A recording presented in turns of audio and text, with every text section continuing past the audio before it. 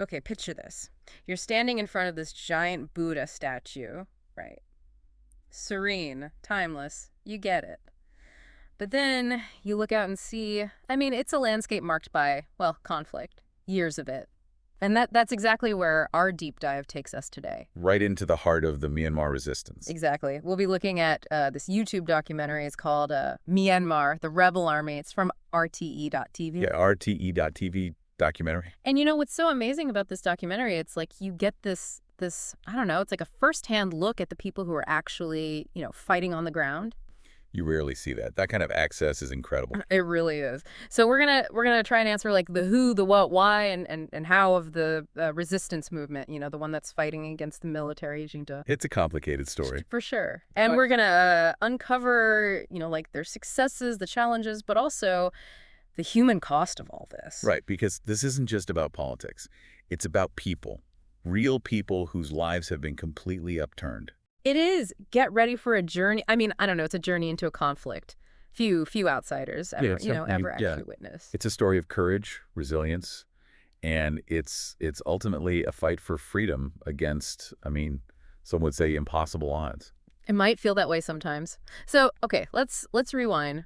Take it back to 2021, the military coup. The one that, ousted Aung San Suu Kyi. Yeah, talk about a pivotal moment. This shattered almost a decade of, democratic progress. Yeah. It's like you have a country, and it's like they're on the verge. They're so close to positive change, right? Right. And then, bam, they get forced back under military rule. It's wild. But the people of Myanmar, they responded, and with incredible resolve, I gotta say. They didn't back down. No, they didn't. Almost immediately, the the National Unity Government, NUD, formed in exile, right. and they went and established this armed wing. It's called the People's Defense Force, PDF. Sure. But it's important to point this out. Like the junta, right? They label the PDF as terrorists. Straight up. But the PDF, they see themselves. They see themselves as revolutionaries, right? Totally. Fighting for their nation, their soul. It's deep. But, who are these people? Like, who makes up this force? Yeah, that's the question, isn't it? Well, the documentary, it highlights that it's mainly Myanmar, the ethnic majority. Right. It's young people. It's former professionals from Yangon. Students, engineers, artists. It's like they're all choosing to resist. It really shows you the depth of discontent, the frustration with the coup. This wasn't like a fringe group or anything. Yeah. It was, huge chunk of society that said, no, we're not going back. And they're putting their lives on the line, too. The documentary, it takes us right there, right to the front lines with this elite PDF unit. They call it the Cobra Column. The Cobra Column. Yeah, and these soldiers, they face intense firefights. I'm talking bombing raids, drone strikes. It's crazy. It's hard to even fathom, isn't it? Like the pressure of constantly facing that kind of danger. Yeah. Day after day in that terrain. Right. It really speaks to their courage. Their determination. Just think about it. You're up against this enemy. They're technologically superior, but you're still out there every day fighting for what you believe in. Yeah. There's this one scene. It's crazy. The Cobra Column, they're pinned down. Pinned down by this intense shelling attack. You're on the edge of your seat. Seriously. And I was like shocked, honestly, that everyone emerged unscathed. It's a miracle. Yeah. It really shows just how dangerous it is out there. These are everyday people, right? Yeah. But they're in these extraordinary circumstances. Yeah, they're being forced to be heroes. Totally. And then the documentary, it shifts. It shows us new PDF recruits. They're training in the jungle. Okay. It's quite the contrast, right? Awfully different. Because you see these people, and they were living normal lives before the coup, right? And now they're learning to handle weapons. They're learning to, survive in this hostile environment. Total 180. And let's be honest, they're at a major disadvantage. Yeah. Talk about David versus Goliath. They're relying heavily on donations, and then they've got to use the black market just to get weapons. That's crazy. But what's amazing is that the PDF, they're not just relying on conventional tactics. Yeah. They're embracing technology. Really? Yeah. And in some, really innovative ways. Like what? Okay, so one story that really stood out for me was about this guy, Pi. Pi. Yeah. He's a former engineering student, Okay. and he leads a drone unit. Wow. Yeah. I mean, think about it, Too right? resourceful, right? I mean, I guess you gotta make the most of what you have. I mean, if you don't have the resources, you got to get creative. Yeah. Okay, so they're building, wait for it, drones out of polystyrene and 3D printed parts. No way. Yeah. And these are not like toys. Okay. I was going to say. These things, they can fly like 12 kilometers. And get this, they can drop bombs. What? Yeah. That's incredible. So they're actually targeting junta troops with these things. Yeah. I mean, the impact of that, it goes way beyond the, just the physical damage. For sure. There's this whole psychological element to it. It Yeah. really throws the junta off balance. They can't control everything anymore. Right. It's kind of like how they use drones in Ukraine. That's a good comparison. I mean, Pi, he talked about how he wanted to use these drones. He's like, I want to break their mentality, like instill fear in the enemy. Makes sense. I mean, when you think about the sacrifices that they're making, they miss their families, their lives in Yangon, Yeah. even just like basic comforts, It's really I mean, their story, it just shows you like the real, I don't know, like the personal cost of this conflict. It's not just about these political goals, right? No, it's not some abstract idea. No, it's about it's about lives being disrupted. It's about dreams that are put on hold, the constant fear. Right, exactly. It's real life. And then there's this other really striking figure. Her name's Nietzsche. Michi. She was she was a language student, believe it or not, before all of this. Before the coup. Yeah, and now she's in charge of the drone unit's air operations. Wow. Talk about a changing career path. Seriously. And she actually witnessed the drone's first successful bombing. A lot. And she talked about, how she felt about it. Her feelings were they were complicated, right? Oh, yeah. Like she obviously didn't enjoy the violence, but she knew, she recognized that it was necessary. It's heavy stuff, that kind of internal conflicts, right? Yeah. Like, how do you balance the need to, I don't know, to fight? Yeah. With like your human nature, you Yeah. know, like our natural aversion to violence. Especially when it comes at such a, I don't know, personal cost. Exactly. And then the documentary, it takes us like even deeper, right? It shows us this hidden bomb factory. A bomb factory. It's tucked away, deep in the jungle. Like you got to navigate, these winding paths, and you got to cross rivers just to get there. Sounds intense. It was like something out of a spy thriller or something. Seriously. Yeah. I mean, I guess that's the point, right? All the secrecy. I mean, it shows the lengths that they have to go to. Yeah, and their commitment. Their commitment to their cause. Okay, so at the bomb factory, we meet the professor. The professor. And he manages to produce like 20 small bombs a day. Each one costs, about 30 euros to make. Wow. And I was amazed that he was able to like fund this operation, even just partially, right, out of his own pocket. And that's an incredible dedication. But it also highlights, just how limited their resources are. Yeah. Especially, when you consider that the junta, they're spending billions on advanced weaponry. It's crazy. The difference. It is.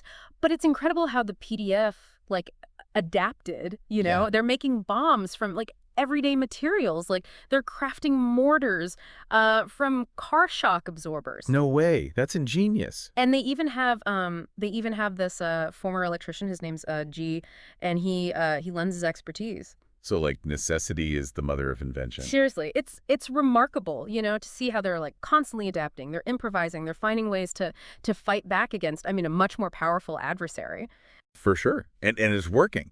The documentary, it shows some recent PDF victories. Yeah. Like towns they've captured, strategic roads. They even got control of the AH-1, the Asia Highway 1, and they're even taking over military bases. Wow, that's huge. It really seems like the tide is starting to turn. You got to wonder, did the junta miscalculate? Yeah. Did they underestimate the resistance's strength and their resolve? Maybe.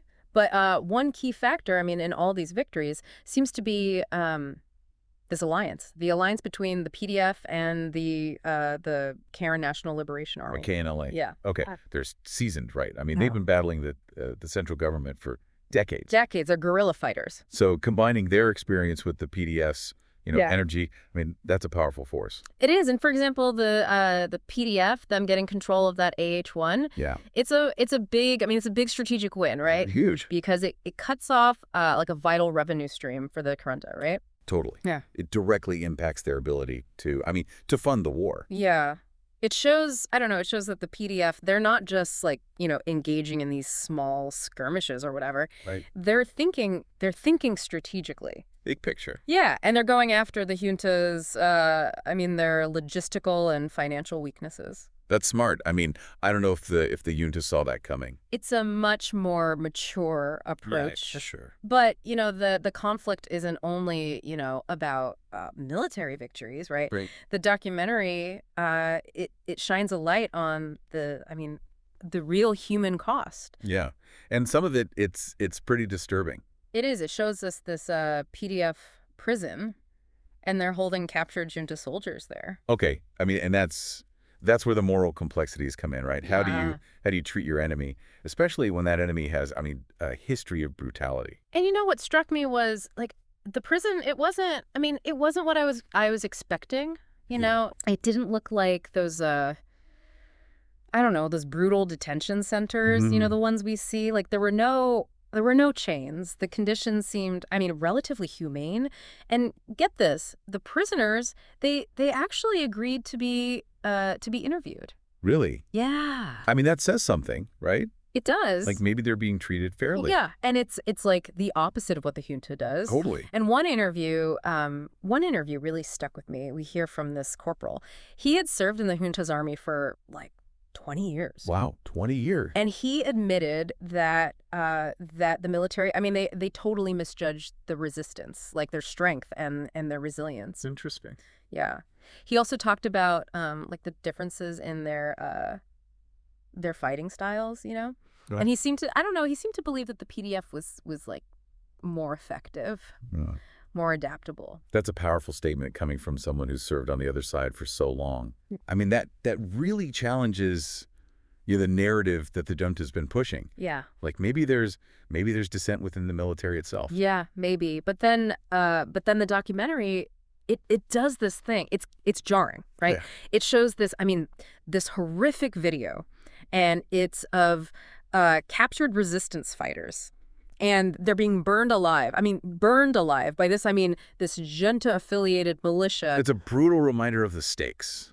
Like, this isn't a game. The PDF, they're literally fighting for their lives. It's chilling, right? Because it's a reminder of just how high the stakes are. Lives are being lost, families are being torn apart, and a whole nation is struggling for freedom. Yeah. It's like, how do you maintain your humanity, right? Right. When you're faced with that kind of like barbarity. It's a question for all of us, I think. It is. It goes way beyond this conflict, really. Yeah. And from that grim reality, the documentary, it shifts again. It goes to it's a place of like fragile hope. Hope. Yeah. It's an area that's been liberated by the PDF, and life is slowly getting back to normal. Wow. Yeah. That's got to be a relief for the people who live there. Yeah. It's a glimpse of what they're fighting for, right? Like the chance to rebuild their lives, rebuild their communities, their country. That's what it's all about, right? And we meet Nanan Mimo. She's the director of this school. A school? Yeah. It just reopened after being closed for months. And the children, these are children who they witnessed bombings. They were forced from their homes, right? Yeah. And now they're back in the classroom. That's powerful. Yeah. It really speaks to like the resilience of the human spirit. It does. Even after, going through that kind of trauma, there's this need, this deep longing for normalcy, right? Yeah. For education, for a future without fear. And it's really moving to see that that the school, it's inclusive. It welcomes students from, different regions and ethnicities, and they're all like united by this desire, right, to learn and to heal. Yeah, it's like this little like microcosm of the resistance's vision, Like they're not just fighting to, go back to how things were before the coup. Right. They want something Yeah. better, They want something a more. society that's more inclusive, more just, more equitable. And Nanmi Mo, I mean, she really emphasizes this, like the power of education Yeah, as a way to, to achieve freedom and self-reliance. makes sense. Their curriculum, it focuses on, critical thinking, human rights, gender equality. Wow. Values that really, like, challenge the junta. Right. Yeah. Directly. It's about, I don't know, it's about empowering the next generation, like giving them the tools to build, a better future. A future for themselves, but for their country. For everyone. A future where they can think for themselves, question authority, Yeah. demand their rights. Exactly. Yeah. But even in this liberated area, the threat of violence, it's still very real. Of course. I mean, they're not out of the woods yet. No, we meet T, and his home, it was destroyed in a junta airstrike. Oh, man. It's heartbreaking because it shows that this war, it's far from over. Yeah. It's a reminder that the junta, they still have air superiority. Yeah. And they can use it whenever they want Yeah. to terrorize civilians, jeopardize the progress that the resistance has made. And the documentary, it closes, with a focus on the young resistance fighters and their hopes for a peaceful future. Mhm. They're determined, they're resourceful, but the road ahead, it's obviously like it's long. And it's incredibly dangerous. Yeah. I mean, it's important to remember that Myanmar is now in its, fourth year of war? We can't look away. The people of Myanmar, they deserve our attention, our support, our solidarity. They do. It's an incredibly powerful, it's a powerful story. And I feel like we've only just, scratched the surface. It's like a real life David and Goliath story. you Yeah. know? And it's unfolding right in front of us. And what makes it even more, more gripping is that, like, the outcome, Yeah. it's still uncertain. It is. And it makes you wonder, right? Yeah. Like what will it take, What will it take for the people of Myanmar to finally achieve peace and freedom? What do you think? I mean, you've studied this stuff, right? You've studied conflict and resistance movements. What stands out to you? I mean, it's a question that stays with you, Even after the documentary is over, we've gotten this like a glimpse, right? A glimpse into the complexities of this conflict. I mean, the dedication of these fighters, and the brutal reality, the junta's grip on power. But what I find, the most remarkable, it's the resilience. Yeah. The resilience of the human spirit, despite all of it, all the challenges they face. The people of Myanmar, they haven't given up hope. No. They're still fighting. They're still dreaming of a better future. It's incredibly inspiring. It reminds you that even in the darkest of times, the fight for freedom, it can persist. It can, and it's a fight that deserves our attention, our support. And I wanted to circle back to something you mentioned earlier, about the moral complexities of this fight. We saw how the PDF, right? They treated captured junta soldiers, relatively humanely. Right. But then we see these horrific images. These resistance fighters being burned alive. It's hard to reconcile those two things. Yeah. And it really shows how, how uneven the playing field is in this war. It is. The PDF, they're fighting by a whole different set of rules. Yeah. They're outgunned, they're outnumbered. Yeah. And they're facing an enemy that will commit atrocities. Right. So how do you fight back against that kind of brutality? Yeah. And not lose your own humanity? Right. That's the question. It's a question I've been thinking about a lot, ever since I watched the documentary. It's a tough one. It's something that a lot of, resistance movements around the world, they face this. Yeah. Like, how do you stay on the, on the moral high ground, Yeah. when your enemy is, they're operating outside the bounds of, basic human decency. Yeah. And the documentary, it doesn't really offer any easy answers, but it does show, it shows how the PDF is wrestling with these questions. Yeah. Think about Nietzsche. Nietzsche, yeah. The young woman who's in charge of the drone unit, right? Yeah. She clearly struggled. She struggled with the, with the implications of her actions, Yeah, of course. even though she fully believed in the cause. It shows the psychological burden that this conflict has. Yeah. It's one thing to believe in, to believe in a cause, but it's another thing to be confronted with the violence that comes with fighting for that cause. Yeah. And it's not just, the fighters in the front lines either. Think about the people who are living in these liberated areas. Right. They're living under constant threat of, airstrikes. Their lives are, they're in this state of limbo, like caught between hope for the future and fear for the present. Yeah. It's like you can't relax. You can't, I don't know, you can't breathe. Yeah. And the story of T, right, Yeah. whose house was destroyed. Yeah. It shows how indiscriminate the junta is. Like, they'll inflict suffering on anyone just to try and crush the resistance. It's scary, Yeah. because it's a reminder that, the stakes, they're so high. Lives are being lost, families are being torn apart, and an entire nation, they're fighting to break free from oppression. Yeah, and amidst all of this, all this darkness, you still see these glimmers of hope, right? Yeah. The resilience of the people, their ingenuity, their unwavering commitment to democracy. Yeah. Like, those are the forces that could really, like, tip the scales. I hope so. The documentary, it definitely leaves you, it leaves you with a sense of, awe. Oh, yeah. At the courage, the determination of these resistance fighters. They're facing it's a monumental task. It is. But they're not giving up. And that's what's so captivating about this conflict, Yeah. It's a testament to the human spirit, right? Yeah. The ability to fight for what's right, even when it seems like totally impossible. Yeah. Okay, so as we move into the next part of our deep dive, what are some key takeaways, Yeah. right, that we want our listener to keep in mind?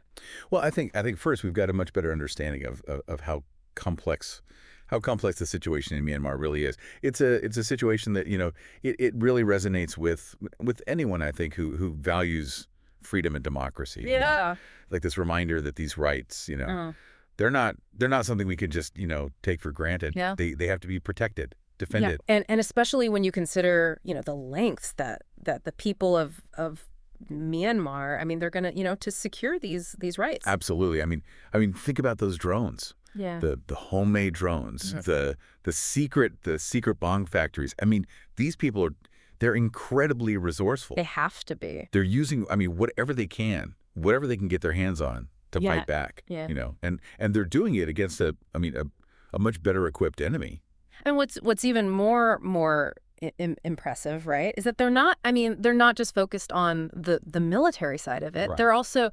They're thinking about the future, rebuilding their society, Yeah. and in a way that's more equitable. Like the school we saw, right? Yeah. In the liberated area. Yeah. Perfect example. Yeah. They're not just teaching these kids the ABCs. They're instilling these values, critical thinking, human rights, gender equality. Yeah, it's like this holistic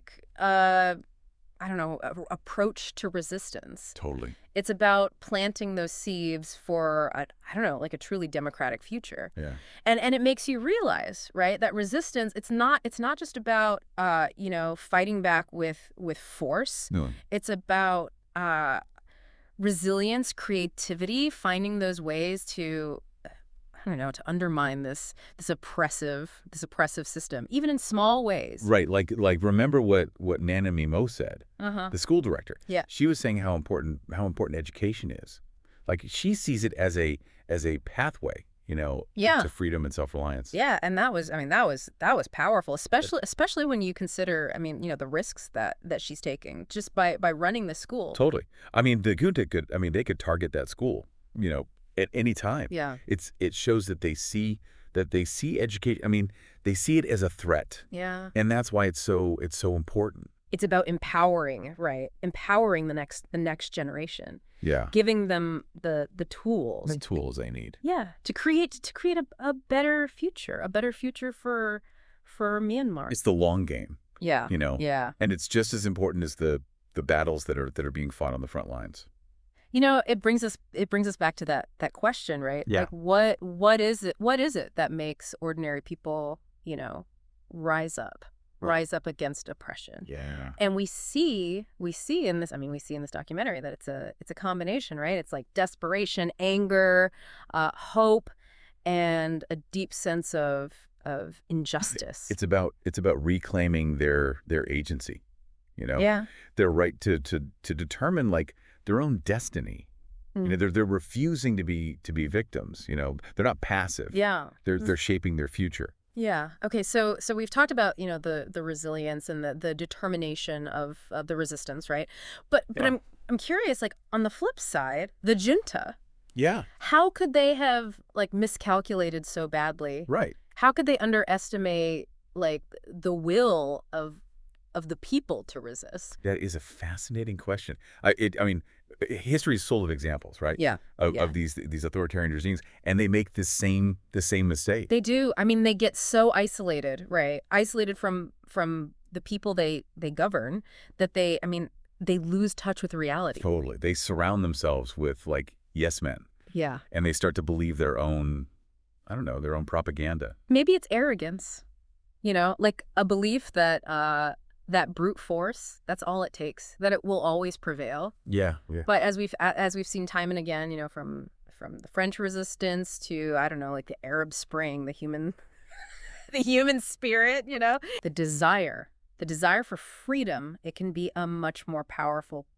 weapon, than any tank or fighter jet. Absolutely. And in the case of Myanmar, I mean that spirit, it's manifesting in so many different ways. The drones, Hmm.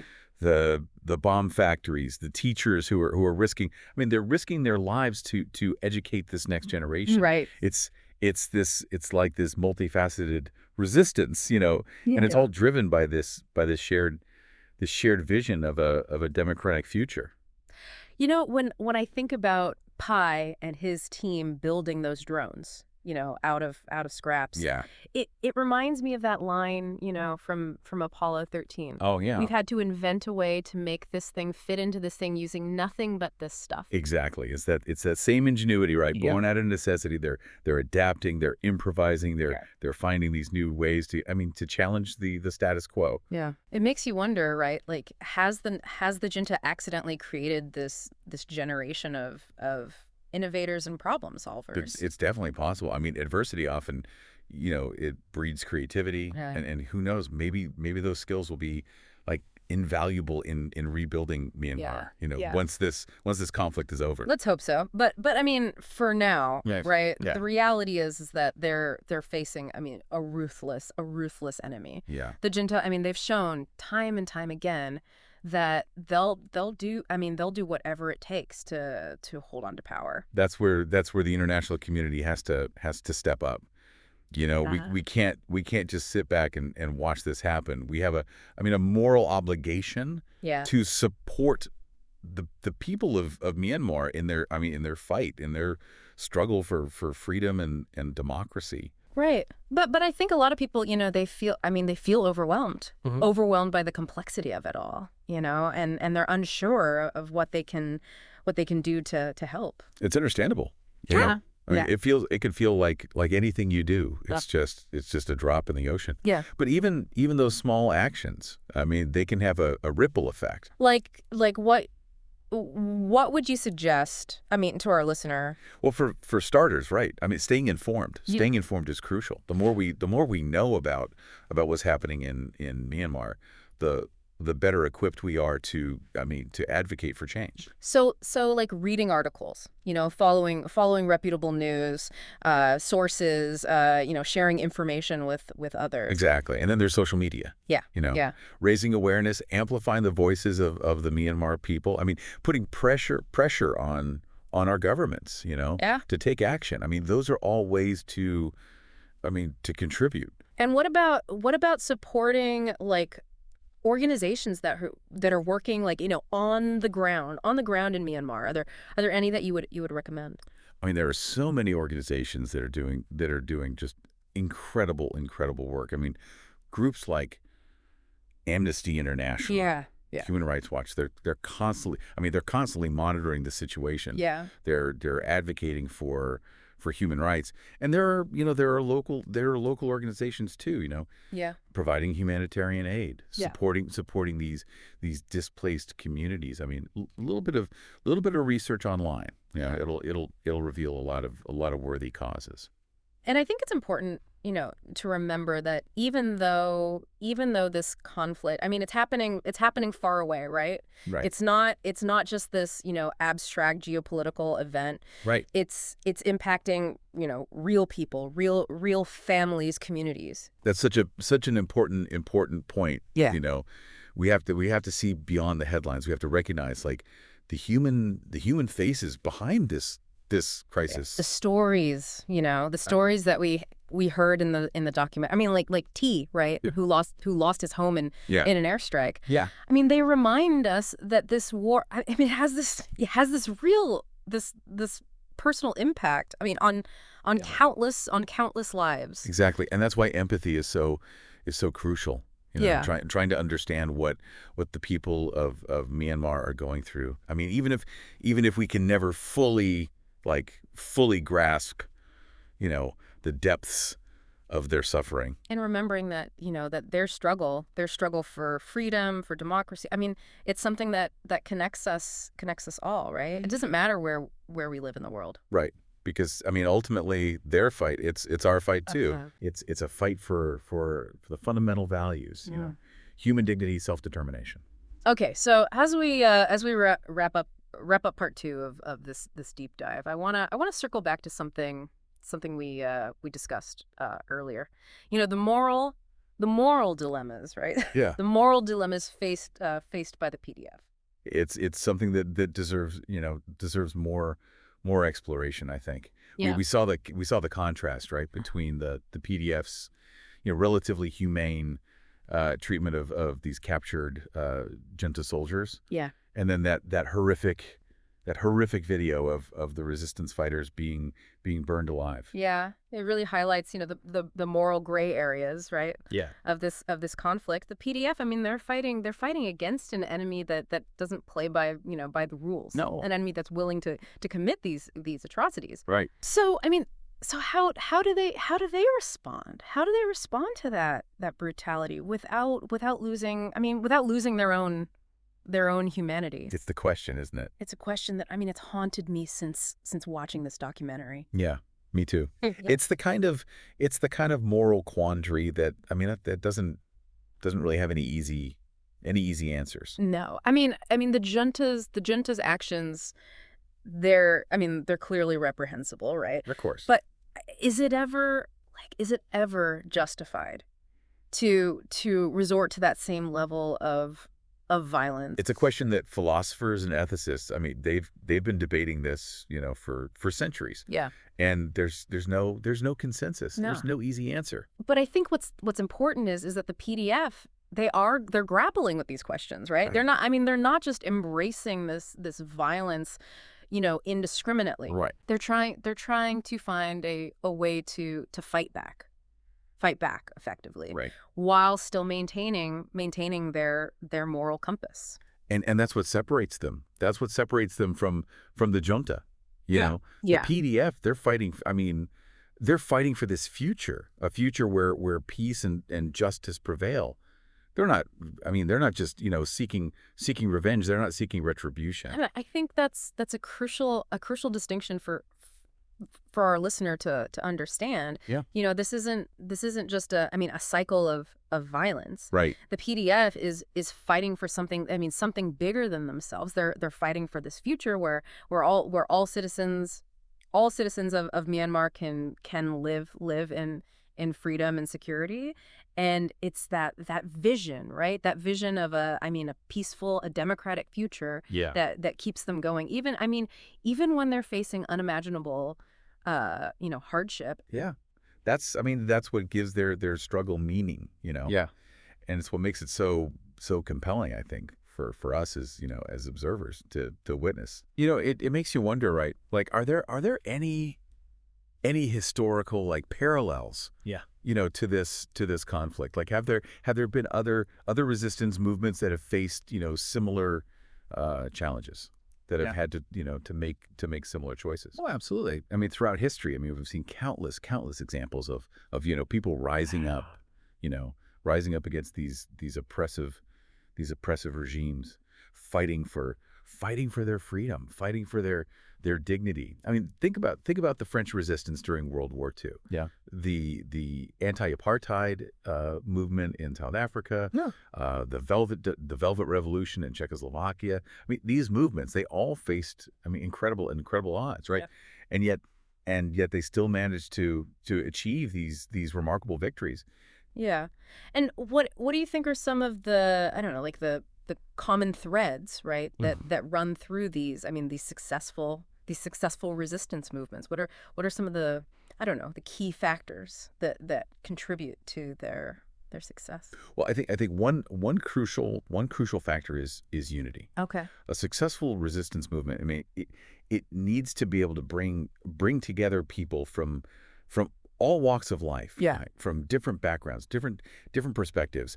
They need to be able to, like, transcend their differences and unite, unite around this common goal. Like we saw, right, in the documentary with the school, Yeah. welcoming students from all these different regions and ethnicities. Right, exactly. At the alliance, right, between the PDF and the Karen National Liberation Army. The KNLA. Yeah. Yeah, those are great examples. Great examples of how unity can be this powerful force for change. And then, of course, I mean, you need strong leadership. Yeah. Leaders who can inspire people, motivate Right. them.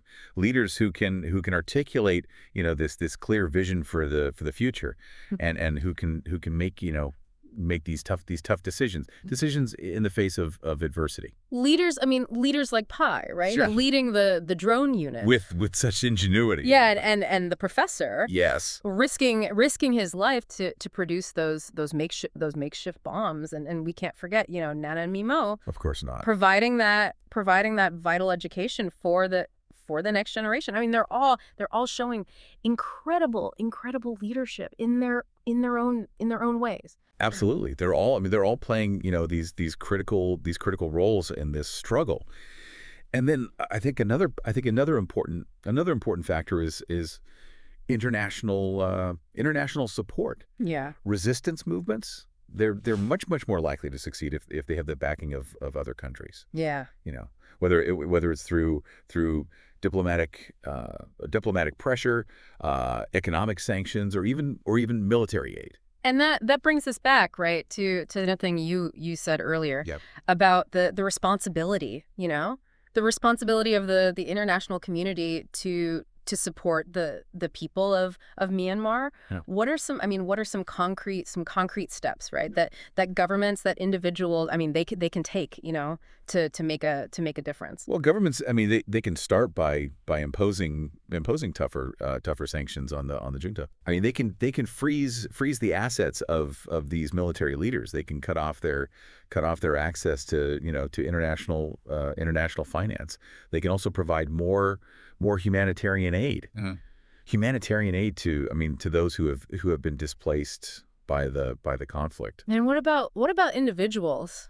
Like our listener. Yeah. What can they do to help, especially if they're feeling powerless or overwhelmed by the situation? It's easy to feel that way. Yeah. Especially when you're looking at this, at a crisis of this magnitude. But remember, I mean, even small actions, they can make a difference. Like what? Staying informed, Yeah. raising awareness, putting pressure on your elected officials. I mean, those are all valuable contributions. So sharing information on social media, writing to your representatives, Yeah. donating to reputable organizations that are working on the ground in Myanmar. Exactly. And don't underestimate the power of simply, I don't know, talking about this conflict, with your friends, your family. Yeah. The more people who know about what's happening in Myanmar, Yeah.